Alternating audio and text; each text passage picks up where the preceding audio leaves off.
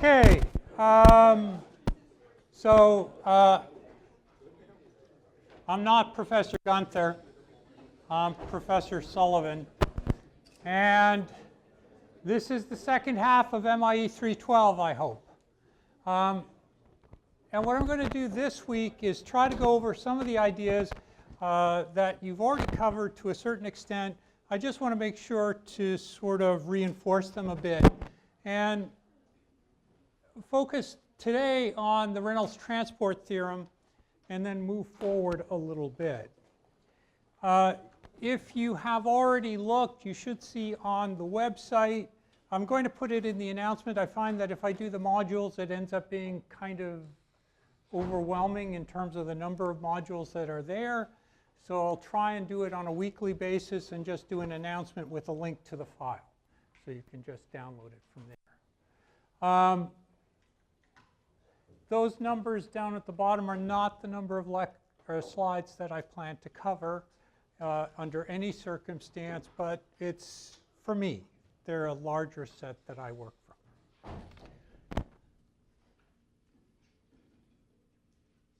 So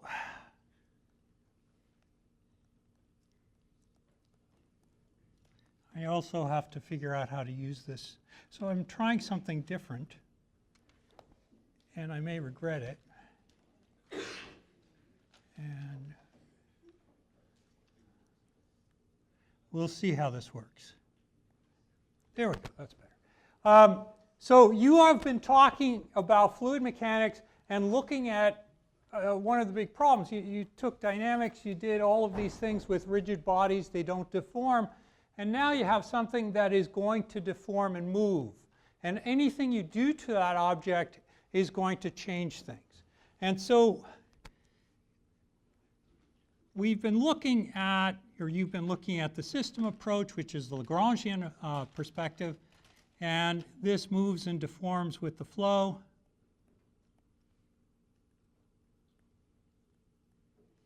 The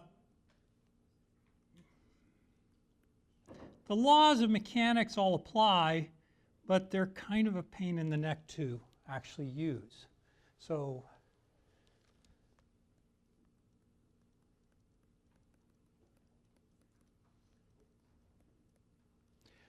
when you deal with a Lagrangian approach, you use fixed identity. That is, you kind of track a particle. And for example, I have a student who is working on something called lattice Boltzmann, which is similar to that. And it's really nice physically, but it's very expensive in terms of computations. The other choice, and the one we use in the course, is looking at fixed regions in space.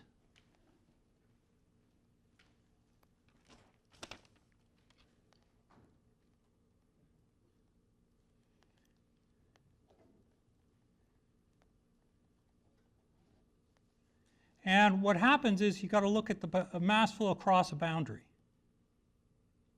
There. And that's really what we tend to do when we look at all of the engineering analysis that you've done, or you will do moving forward. So if you start to look at computational fluid dynamics, we're going to look at something that's basically going to be a control volume approach.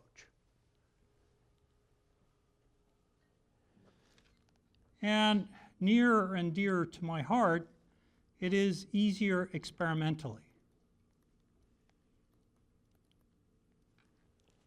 That is, I have a wind tunnel. It's at the bottom of Rosebrook. It's underneath the second floor lecture hall there.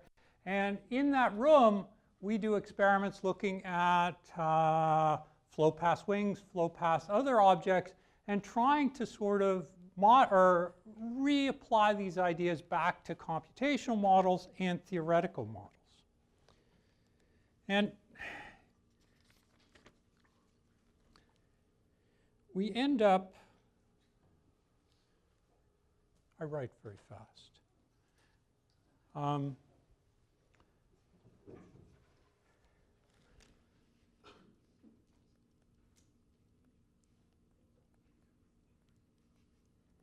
I'm trying to figure out how many slides I can do in a lecture and have examples, and that's sort of where I'm at right now. Okay, so and I'm trying out a new software. But everything, it's good to try new things. Okay, all right, that's better. Okay. And the problem is it will not allow me to look at the full page properly. Anyways, so I have DB system.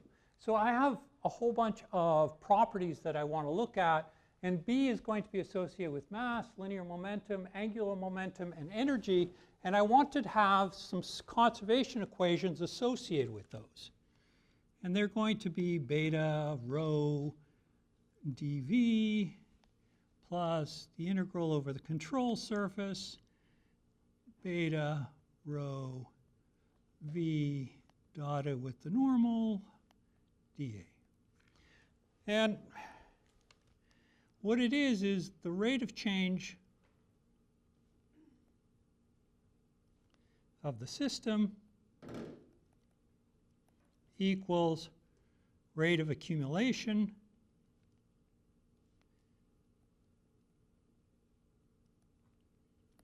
in the CV and outflow rate. So for example, if I'm filling a tank and it's filling up at 10 liters per minute, and it's going to sort of go into some sort of rate of change for some time, but it's 100 liters, 10 minutes later, I'll fill it up, and then I'll have a continuous flow of 10 liters per minute out of the tank. And you've been looking at conservation of mass for a while. You've looked at linear momentum, and I know you touched on angular momentum and angular momentum and energy. So that equation is kind of interesting because when you look at the mass term, it's just mass. So it's m dot really. No, it's mass. It's mass because dB system dt is just going to be your dm dt, so the rate of change of mass. 1 for the other term, so it's just rho dv, rho v dotted with n. So all of, if I have some sort of control volume, I have rho v in, rho v out, and whatever accumulates in there is this first term on the right-hand side. I can look at other terms, and more interestingly, and you've learned to love this, is looking at momentum. So mass times velocity, which is, again, something you're used to, can now be described in terms of beta as just dividing out that mass term as v. Angular momentum is r cross mv, or h, and it'll just be r cross v.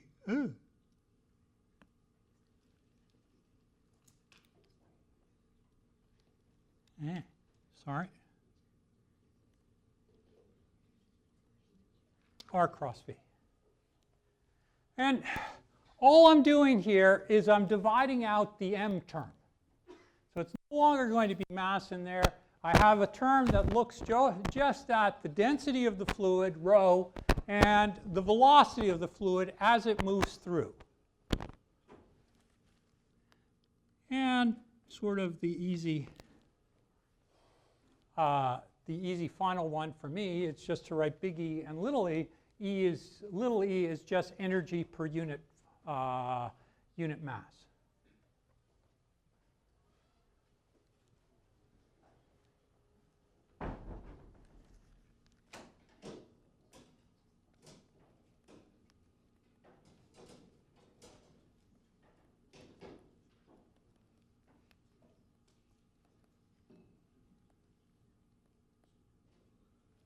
And all I'm trying to do here is go from that Eulerian perspective into my Lagrangian perspective, and switching from a system to a control volume, because I can't analyze things by hand.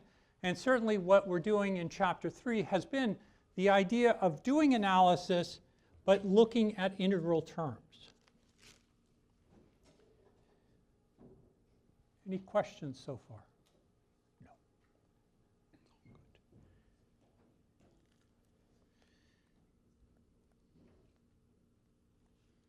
Oh, good. I got better at this.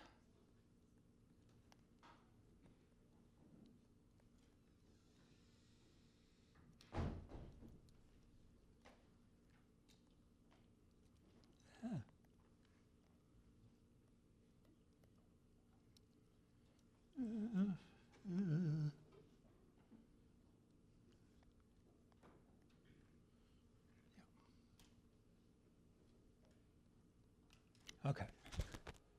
So then what I have is the sum of forces is del t, so a partial on the integral on the control volume of v rho dv plus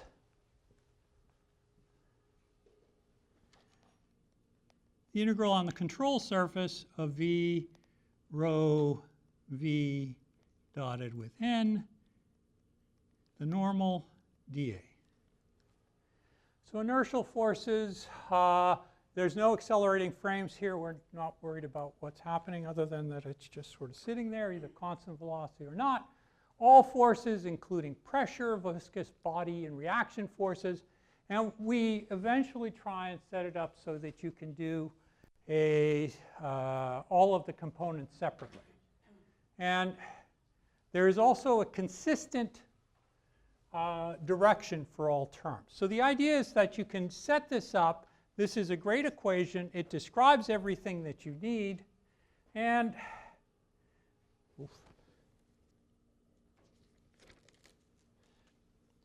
typically,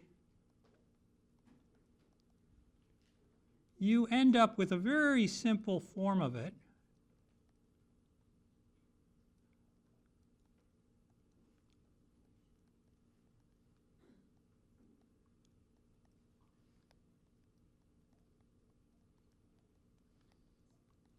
Which is momentum out minus momentum in is the net resultant momentum on the system. So again, you're kind of thinking of yourself in a box. Everything's happening around you, and you're just measuring what's happening around the box.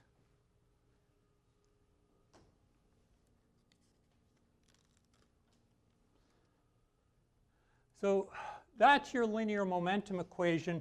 And that's where you've started with all of these terms so far, is to sort of look and describe what's happening there. So again, maybe I'll try and move a little bit up.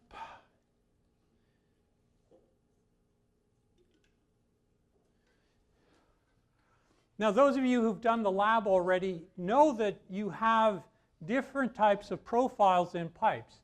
The fun thing about this course is we will talk about pipes in chapter 6, and we'll talk about the difference in profiles. But the thing to recognize is that pipe 1 there is a turbulent profile. So you have a more uniform across the field, or a uniform flow across the field, and it sort of rises very quickly, flattens out, and drops off. But for laminar flow, what you end up with is a parabolic profile. And you have a non-uniform flow there. So beta is a way of sort of describing that.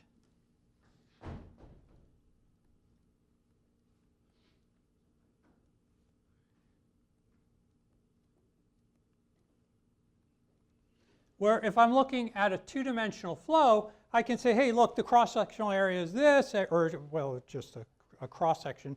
The amount of material entering versus the amount of material that's exiting and how it's distributed, I take care of that. So that upper profile, which looks like a turbulent one,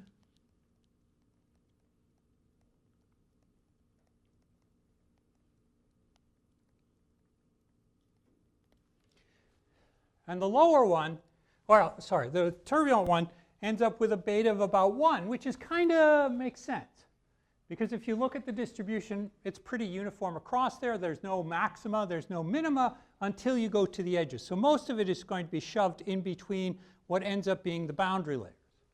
On the other hand, with a laminar flow, it becomes more complex. And you end up with a value that goes as about 4/3. So you can have a corrected value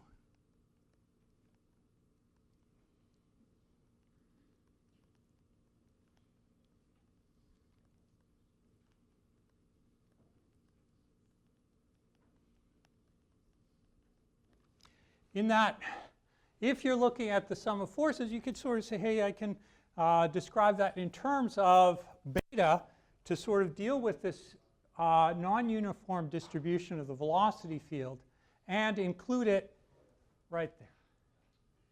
Okay. So I have a uniformity to the flow. I have a uniformity to what to expect. Question?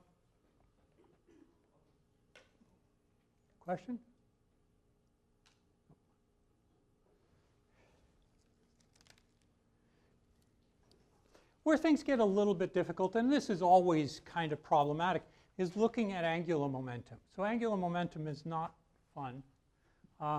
You deal with it with turbomachinery, rotating sprinklers, propellers, and mixer, and you have moments, not forces. And there, your sum of moments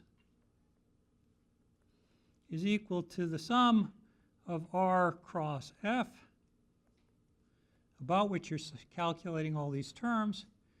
You have del T on the CV, R crossed with V, rho dV, plus the integral on the control surface of rho,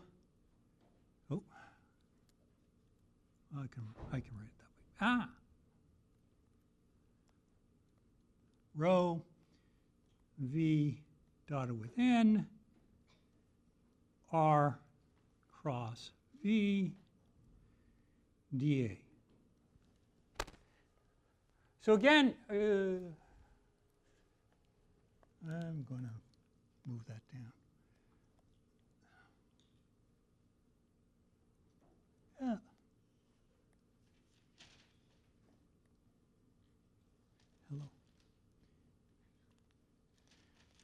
Plus control surface R cross V, rho V dotted with N, D,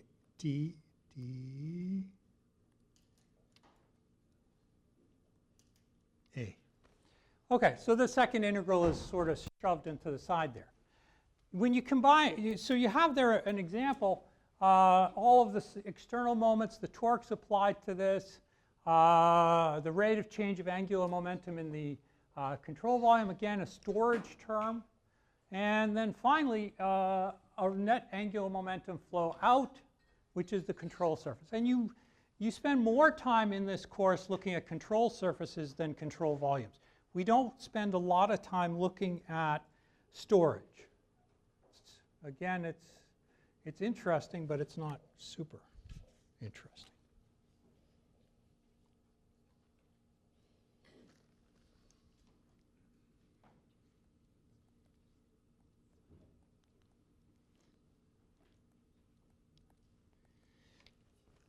The other interesting or really important equation that you end up with is the Bernoulli equation.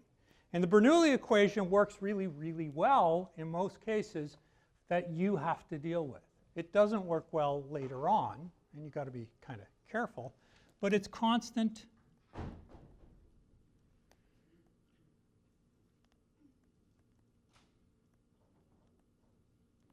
along a streamline. That is, you have a value, it's not going to change with time. It's going to, if you can follow along with it.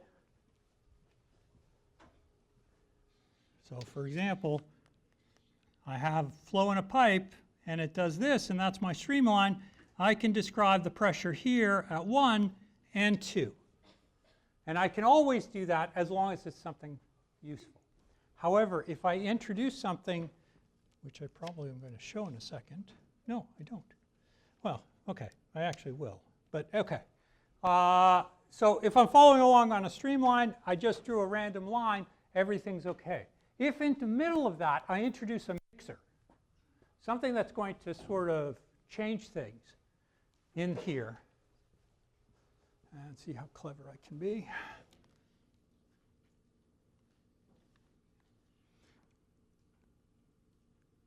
So I mix in here.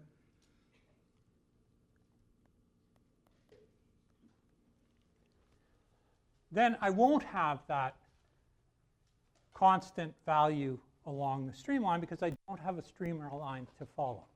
So you have to be very careful to make sure that you're actually following something that is going to make sense in terms of how you describe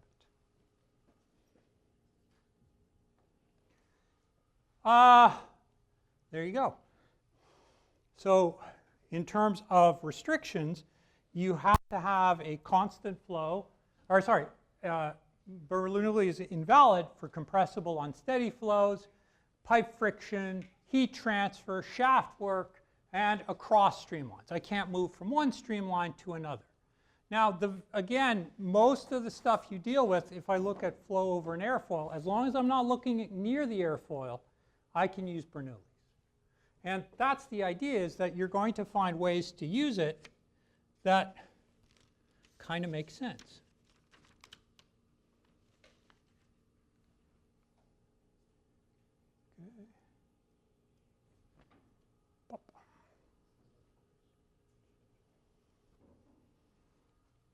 I'm getting better.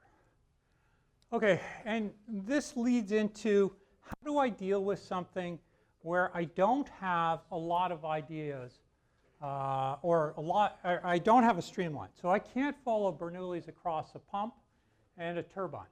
But I know that if I do go from one end of the turbine to the other, so from the inlet to the outlet, all it's done is take energy out. If I look at the pump, it's added energy into the system. So I can deal with that, which looks a lot like Bernoulli, but it isn't.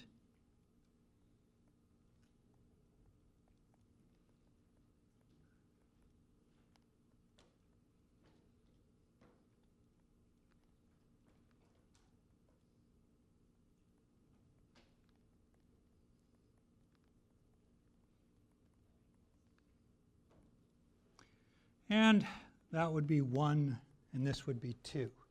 So if I'm going from state 1 to state 2, I need to know the pressure, the velocity, and the head. So generally, it's not something mechanicals worry about. That's something civils do. I've added energy to the system, so it ends up on the left-hand side of this equation. So it's HP. On the right-hand side, I'm going to take energy out because at the second stage, it'll be state of pressure 2. The velocity at position 2. The head at Z2. So again, all of these are actually measured in meters or feet, depending on what you want to use. And you then have a loss out of the system because you take it out with the turbine. And you have a head loss that comes from minor losses along the pipe. So right now, again, that's sort of something we're going to jump into more. This is kind of a preview when we talk about Chapter 6. And in Chapter 6, we're going to spend a lot of time on piping networks and these sorts of things.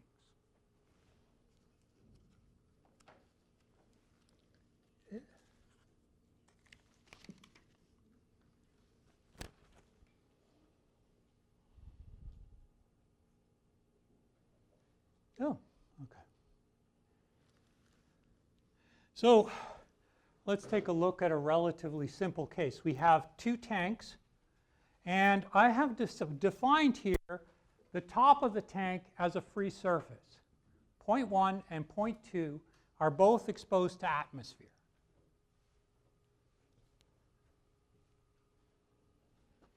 So, not really Bernoulli.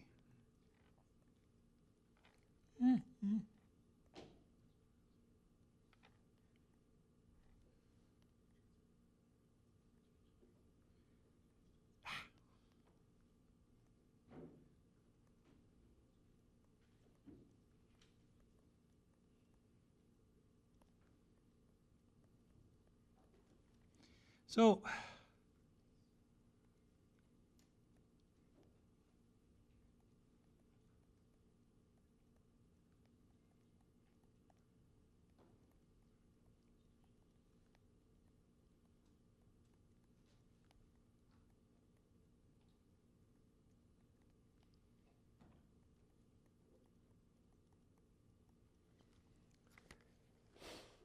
I have pressure at state 1, pressure at state 2. I have velocities at 1, velocity at 2. Now these are free surfaces. And because they're free surfaces, P1 equals P2. And generally, again, when you do pressure, you tend to use gauge pressure, so I'll call that 0. Velocity at a free surface is also going to be 0, because it's a very large surface compared to the pipe that we're going to look at. So for example, in the pump, there'll be a velocity associated with the fluid moving through there. But at the two surfaces, 1 and 2, it won't be, because it's so much larger than the cross-section of the pipe. And you can think about this in terms of conservation of mass. So I end up sort of coming up with a simpler form. I have 0 plus 0 plus Z1 plus HP equals 0 plus 0 plus Z2 plus HL. And HL, again, are these minor losses that are not minor, but we will talk about them again. This is a point where we got to talk about stuff related to energy equation. So what you've successfully done here is get rid of the pressure term, the velocity term, the pressure term, and the velocity term, and everything is now in terms of the height difference. So whenever you add a pump or turbine to the system, do you always have to account for the head loss? Always. Oh, or head loss or head gain. So for example, in a pump, you get a head gain, because what you're trying to do there is pump from point 1 to point 2, which means you do have to add energy to the system. When you have a turbine, you're taking energy out. So if I pump it up at the top and then let it come back down, say for example through a turbine, I'm doing hydropower, that's what I would be doing.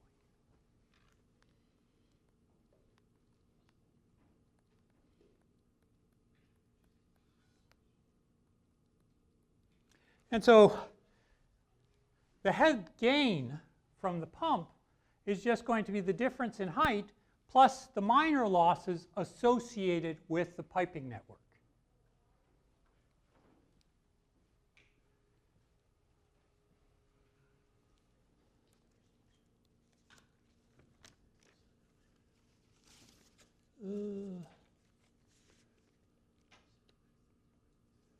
Maybe I'll do that one.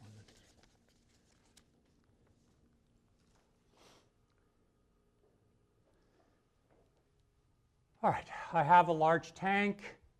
And again, if you look at position 1, velocity 1 is 0, because it's a large tank and everything is sort of there. However, velocity at point 2 is coming out, and there's a height difference between 1 and 2.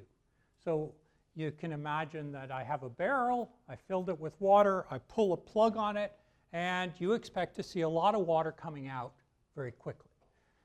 And we're going to always make sort of a secondary assumption that the volume of the water and its cross-sectional area is such that the height difference stays constant. So whenever we do these problems, we kind of do sort of make these assumptions with it.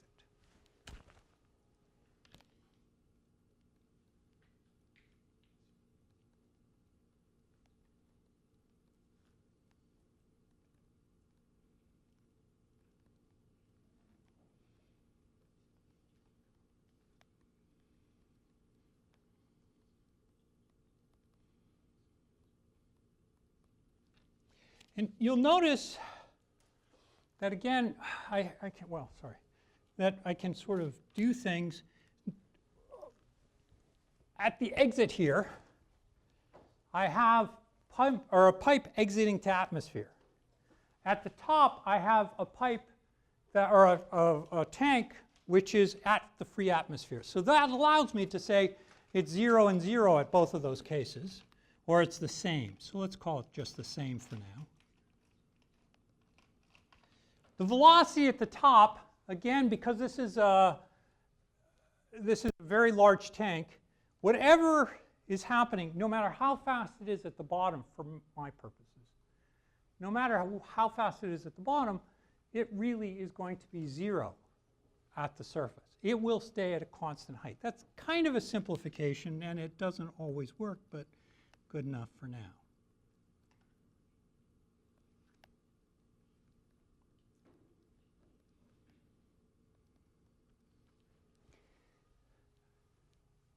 When I deal with things that come from a point, from a high point to a low point, I try and define everything as the low point being 0. And that's to make my life easier. So when I do the calculations, Z2 becomes 0, V1 becomes 0, and I have the same term on both sides. Pressure atmospheric is the same at position 1 and position 2. So that gets rid of that. And so you end up with V2 equals to square root of 2GH.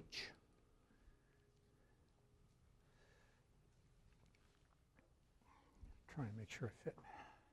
So you kind of recognize that as a term you might have seen when you did pendulums way back when. So terms that you have back from dynamics still play a role here. Yeah.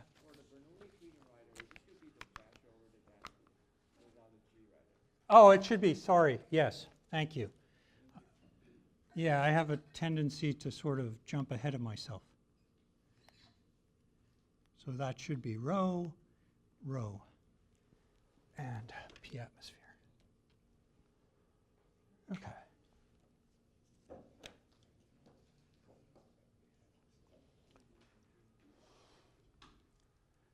So I'm going to try and look at a couple very, I'm going to try and do a decent example. And hopefully it won't take too long. But just looking at today, linear momentum.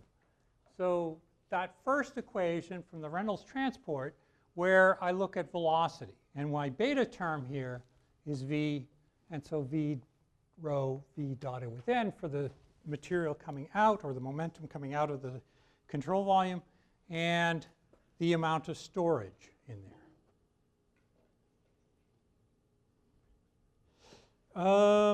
Right. I had planned to do 3 examples, which I think is ridiculously difficult even now. So I'm not going to do the pipe bend. I think I got rid of that in the notes I gave you, but that's okay. So one of the things that's often very interesting is to look at veins.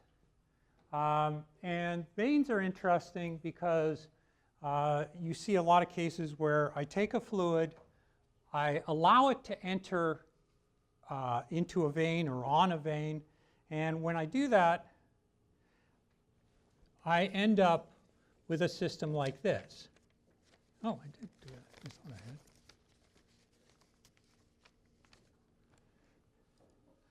So I have a nozzle. The nozzle is exiting, fluid is exiting from the nozzle. It's impacting against the stationary vein. So the vein is not moving here. Everybody loves English units, so there we go. V1 equals 10 feet per second. Nozzle area is 0.06 feet squared. And the water density is 1.94 slugs per cubic foot. One thing that, if you're doing the homework and you want help with your units, I think it's Studio now. I often use something called SMath Studio so I don't have to deal with English units. It's essentially a MathCAD clone, but it allows you to do unit calculations. Wolfram is great too, by the way. All right. What I want to know is the anchoring force, F of A, that will allow or hold the vein stationary. And I have steady flow and negligible gravity and viscous effects.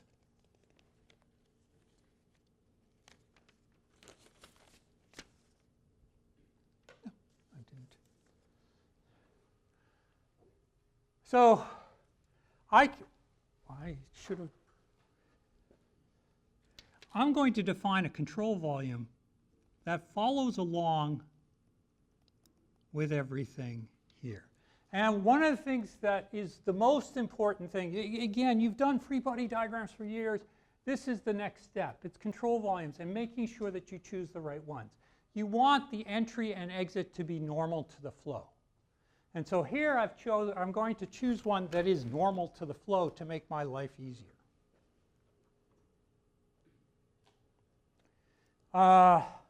Inlet 1 and inlet 2 are control surfaces because nothing is happening, nothing is exiting up or down with respect to the vane. Steady flow within this fixed control volume, so there's not going to be any storage term. Open jet, the pressure forces cancel. I know that in advance, so I can get rid of that. I don't need to worry about it. I only have the external forces FAX, FAZ. I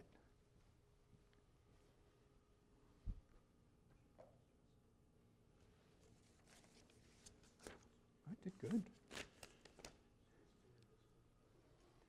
So for steady flow, the sum of forces is just going to be the net momentum in or out minus the net momentum in. And I have only one tricky bit here. I have the velocity in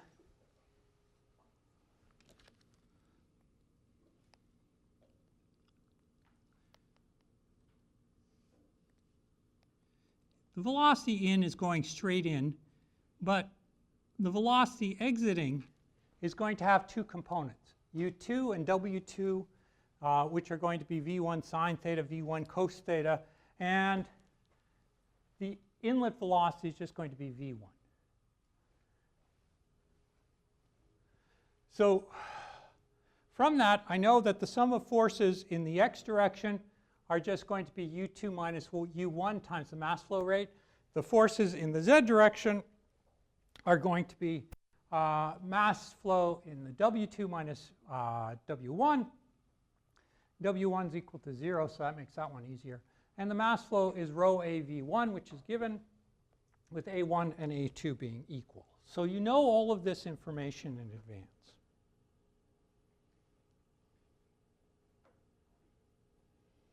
Oh, I did good. So that is U2, that is U1. So the incoming mass flow, or the mass flow total, is just rho A1 V1. The difference in velocities, which is how I'm going to get my x terms, and I probably wouldn't hurt. I have flow coming in, flow coming out, and x and z are defined this way. So the difference is just going to be V1, which is there. It's going to be 1 minus cos theta times negative rho A1 V1 squared for the x direction.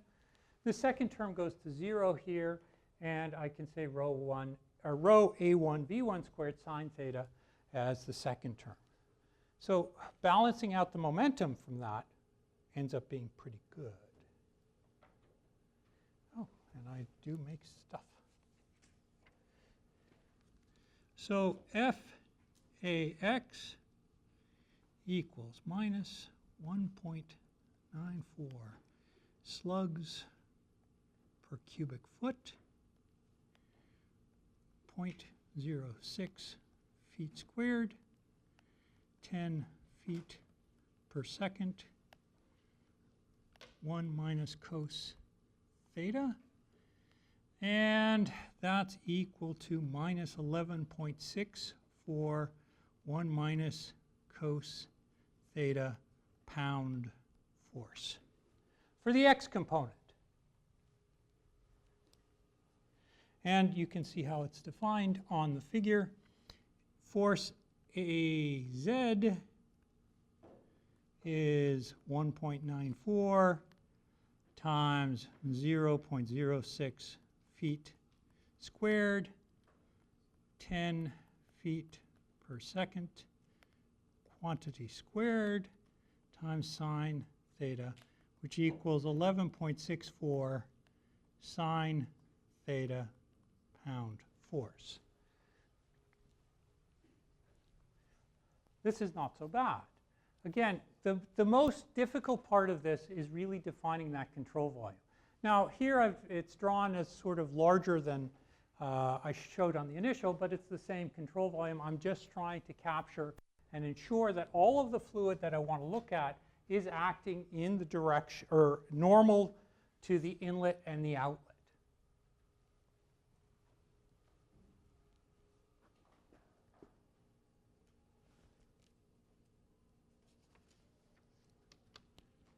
If theta equals 0,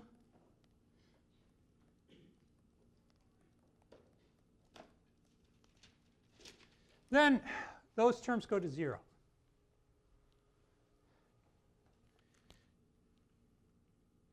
Theta equals 90.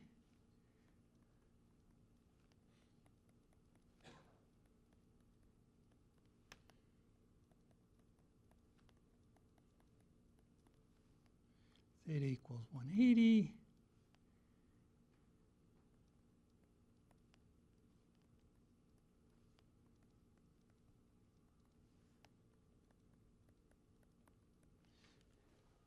And you can go through all of this and sort of calculate all the terms and run through all of this later.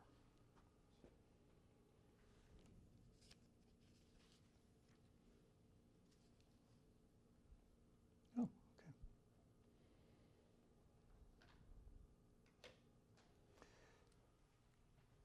This is simple, okay, and I know it's a simple example, but it's just useful to sort of get your feet wet and sort of identify how to define all of the terms that you have and how you're going to deal with them. A more complex case is when I do the same sort of thing. I'm going to change things, of course. I have a vein on wheels. So in addition to me hitting it, it also is moving. So the vane speed is 20 feet per second. The jet speed is 100 feet per second. The jet area, 0.006 feet per squared. And the water density is the same, which is 1.94 slugs per cubic feet. Magnitude and direction of force on the vane. All right, so that's a nice picture of it. We can sort of draw a control volume around there. Might as well use the same one that they're using. There, okay. And again, you're trying to make everything normal, but the only difference here is that the control volume is moving. So I'm going to have a relative velocity associated with this.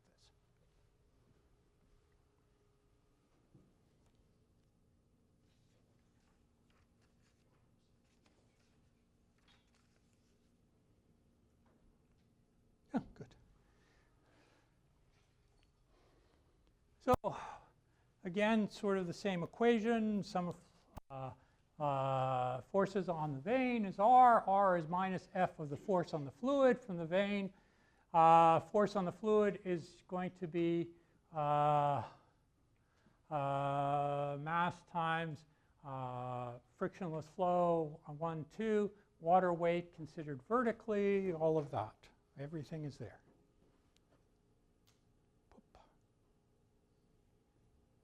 Oh, sorry, same thing.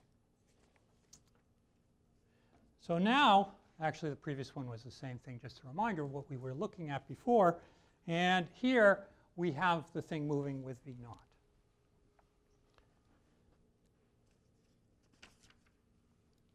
So, V1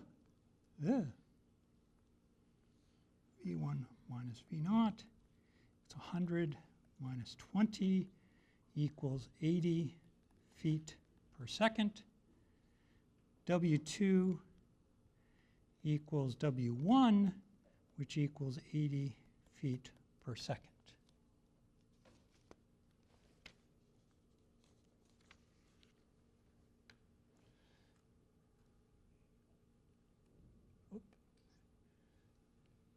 M dot equals rho A1 W1, which will equal 0.931 slugs per second.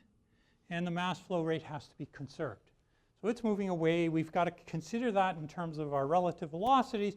So it's not going in at 100 times the cross-sectional area. It's actually going in with 80 times the cross-sectional area times the velocity.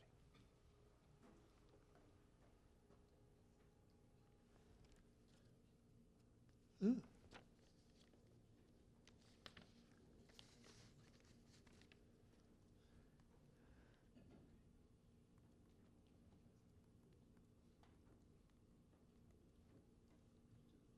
So it actually comes out very nicely once you have the relative velocities in there. You end up with 21.8 pound forces. So just substituting in terms, putting all the things together, you extract out that. Okay, that's not bad. The panic look is I'm trying to make sure I get through the entire example.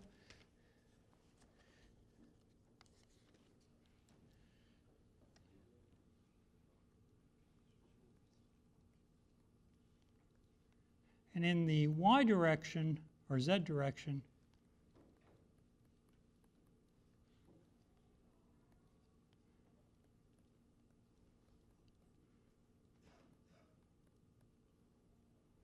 you have a z component of the reaction force, which is going to be negative 53 pounds force acting down. So just substituting in all the terms, W, I think we're good. And the weight of water in there is 0.374 pounds, 62.4 pounds per cubic foot, 0.006 feet squared, and 1 feet in there. All right. Up.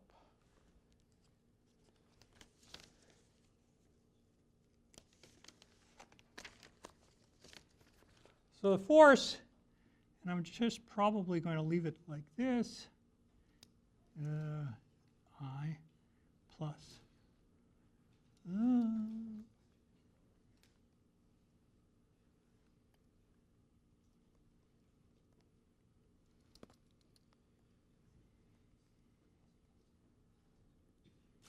minus 53K pounds force.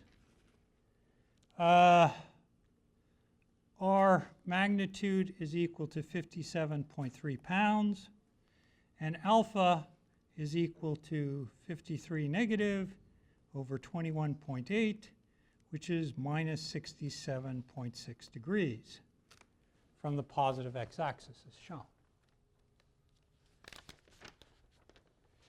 And I think that's a great place to stop. Okay.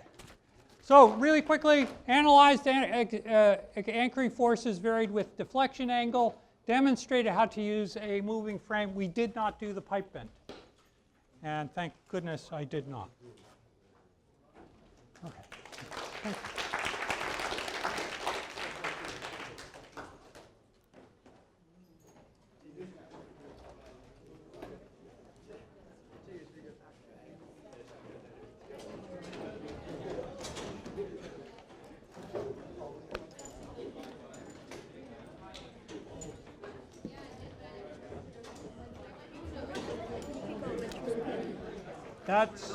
I have to work a little bit on it. So that one I covered too much. So I probably will cut about 10% of what I have, but I gotta figure that out. So that's the thing. So today I think I was a bit over optimistic and I may change things. We'll see what happens tomorrow. No, not with you guys tomorrow. The next lecture is